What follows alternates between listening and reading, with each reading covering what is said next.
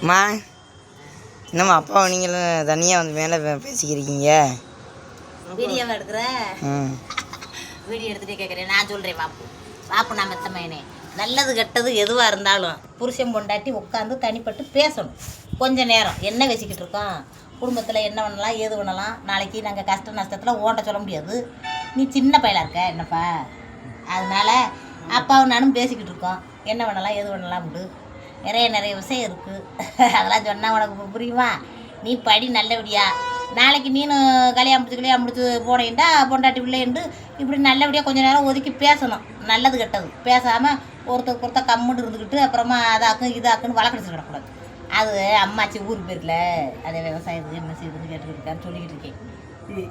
எள்ளு தட்டு தான், எள்ளை தட்டி அள்ளி மழை பெய்யும். மழை மூட்டமாக இருக்கான். மழை பெஞ்சிட்டா பிசு பிசுன்னு வருங்களே எள்ளு கூட.